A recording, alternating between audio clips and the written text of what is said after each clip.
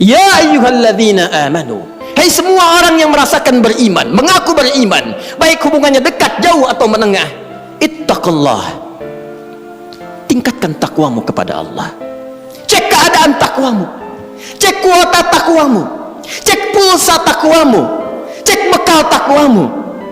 Kenapa ini penting kata Allah disampaikan? Inilah selanjutnya evaluasi tajam yang dihujamkan dalam hati kita. Perhatikan kalimatnya, wal tanzur nafsum ma qaddamat lighad. Tingkatkan takwamu kepada Allah. Kenapa takwa ini penting ditingkatkan? Kata Allah, coba cek diri kalian yang telah lama menjalani kehidupan. Mungkin ada yang belasan bahkan puluhan tahun, bahkan lebih daripada batas kuota yang barangkali standar kehidupan manusia. Ada yang di atas 100 tahun. Kata Allah, coba dicek selama mengalami perjalanan hidup itu, setiap perganti tahun, datang tahun baru, datang tahun yang baru lagi, datang tahun yang baru lagi. Kata Allah, pernahkah terbersit dalam benakmu, dalam jiwamu, persiapan untuk menyongsong datangnya ghad? Pagi ini sebelum Jumat, saya ingin menguatkan informasi seputar ayat ini. Satu ayat saja.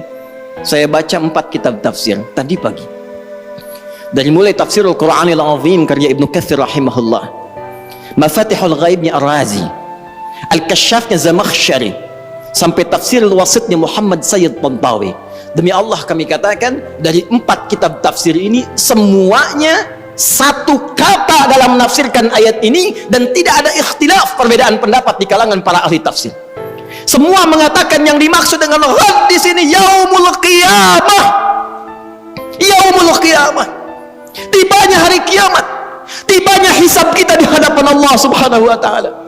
Dalam bahasa bebasnya tapi lugas dan tegas, seakan Allah ingin mengatakan, hei, kalau besok kamu dihisab dari pergantian waktu yang telah kami lalui, dari masa yang telah kami berikan kepada kalian, dari setiap perganti tahun, tahun baru, tahun baru, tahun baru, kalau tiba-tiba besok kiamat, bekal apa yang telah kamu siapkan untuk menjunjung itu? Bekal apa yang telah kamu hadirkan untuk menghadapi hari kiamat itu? Karena itu semua mengatakan, diungkapkan dengan kalimat ghad. Bisa Allah menyampaikan, ya ayyuhalladzina amanu taqullaha wal tanzur nafsum ma qaddamat liyaumil qiyamah. Tapi kenapa Allah mengatakan ghad, yang dalam bahasa kita diartikan besok?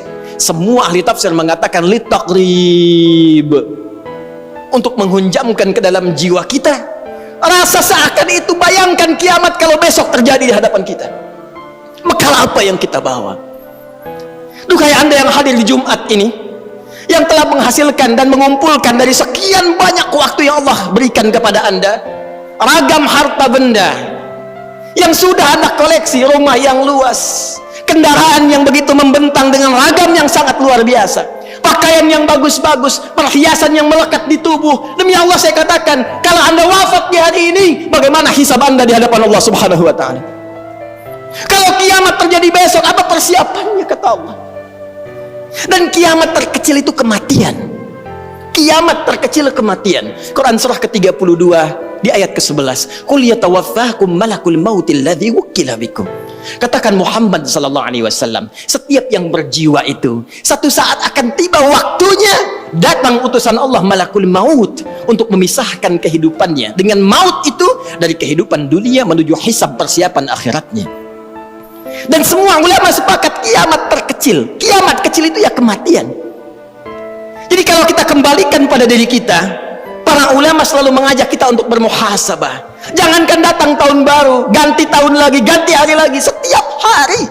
Ayat ini mengatakan, kalau Anda wafat besok, persiapannya apa? Bahkan kalau kita diwafatkan hari ini, apa persiapan hisab kita di hadapan Allah Subhanahu wa taala? Karena itu yang paling menarik, untuk menghunjamkan renungan ini dalam jiwa kita, Allah menyebutkan kalimatnya langsung dengan menggunakan kata nafsun, dan bentuknya tidak menggunakan alif lam. Wal tanzur nafsum ma qaddamat lighad. Kalimat nafsunnya tidak menggunakan alif lam, nakirah. Kata para ulama tafsir, kalimatnya tidak menggunakan alif lam untuk memberikan kesan dan pesan kepada kita. Kalau ingin bagus dalam introspeksi, kalau ingin benar dalam muhasabah, lepaskan dulu seluruh kecenderungan dunia kita, kemudian tanyakan pada hati kita yang paling dalam, sudah benarkah cara hidup kita sampai dengan detik ini? Itulah rahasianya kenapa di ayat ini kata nafsun tidak menggunakan alif lam. Seakan-akan Allah ingin mengatakan pada kita, coba merenung sejenak. Bukan dengan kembang api itu, bukan dengan petasan itu, bukan dengan pesta itu, tapi dengan jiwa Anda, dengan hati Anda, dengan kalbu Anda, dengan jiwa yang Allah berikan kepada kita. Cobalah kemudian sejenak saja, sepersekian menit kita diam sejenak, tanyakan pada jiwa kita, istafti qalbak, kemana hidup kita ini? Sudah benarkah puluhan tahun saya beraktivitas? Sudah benarkah puluhan tahun ini misi yang saya emban? Sudah benarkah jalan hidup saya? Bagaimana kalau sekarang saya wafat? Saya berikan rumus cepat. Kalau ada orang masih merasa kurang nyaman, gelisah, dan khawatir bila diwafatkan, di saat itu dia merenung, ini sudah fitrah menunjukkan ada kekurangan bekal yang ada dalam jiwanya, dan merasakan ada bekal yang kurang untuk dibawa pulang. Yang paling mencengangkan dan paling irasional, sudah tahu bekalnya kurang, sudah tahu yang kemarin itu masih banyak kurangnya, kok sisa yang diberikan masih main-main juga, kok sisa waktu yang diberikan masih belum serius juga. Jadi kalau sampai Jumat ini, sampai detik ini belum mampu merubah kita untuk dekat dengan Allah, Anda butuh berapa Jumat lagi? Anda butuh berapa tahun baru lagi? Apa masih senang hanya dengan urusan dunia Anda rayakan, sementara besok kita berpulang di hadapan Allah Subhanahu wa ta'ala? Ingat akhirat, bukan meninggalkan dunia, tapi ingat akhirat mengarahkan anugerah dunia yang Allah berikan kepada kita supaya ditata menjadi kepentingan ibadah.